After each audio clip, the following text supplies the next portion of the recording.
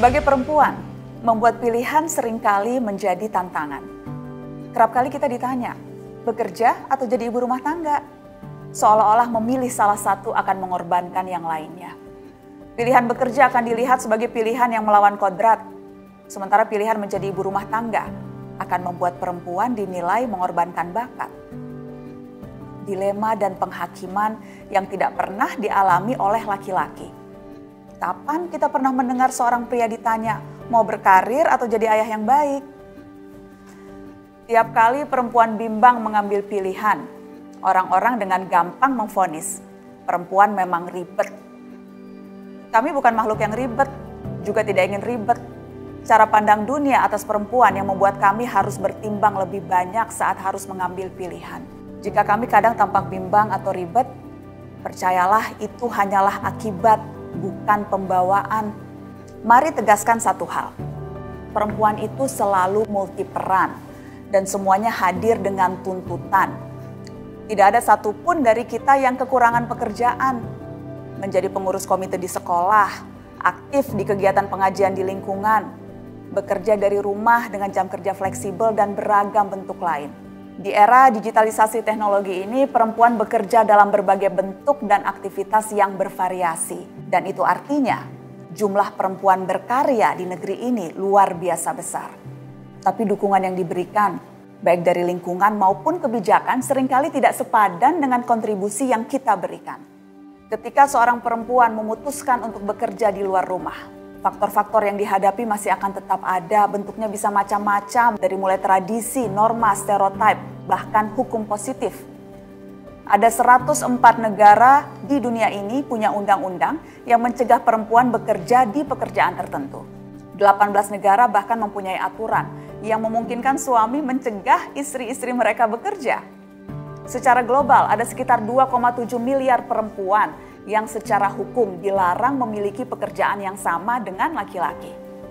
Di Indonesia, jika dirata-rata, dari 100 orang perempuan yang masuk usia produktif, hanya sekitar 51-52 perempuan yang termasuk angkatan kerja. Bandingkan dengan laki-laki yang mencapai sekitar 83 orang. Kalaupun bekerja, perempuan dibayar lebih rendah dari laki-laki. Perempuan hanya mendapatkan gaji 77% dari apa yang diperoleh laki-laki. Kita perlu mendorong lebih banyak lagi kebijakan yang berpihak pada perempuan. Bukan sekedar untuk menyesuaikan dengan tuntutan zaman, tapi untuk mengembangkan potensi setiap orang. Bukan sekedar untuk mendapatkan uang, tetapi menjadi teladan. Bukan hanya mendukung perekonomian, tapi menjalankan hak asasi yang melekat di setiap orang. Ya, bukan hal yang mudah, karena tekanan muncul bukan hanya dari lingkungan sekitar bahkan terdekat, tapi juga dari keraguan dari dalam diri yang kerap membuat perempuan didera perasaan bersalah. Apapun karya yang kita lakukan di luar peran sebagai ibu, terkadang memunculkan kekhawatiran. Sudahkah saya menjadi ibu yang baik?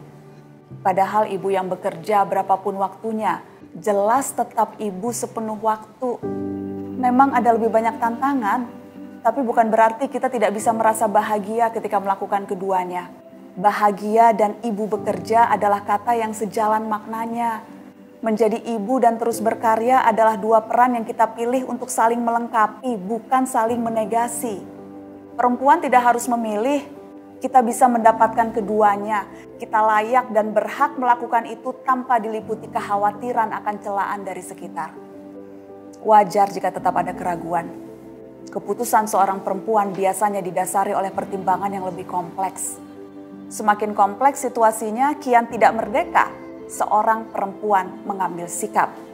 Saya mungkin punya kemerdekaan, Anda juga mungkin memilikinya, tapi dunia tidak hanya berputar di sekeliling kita.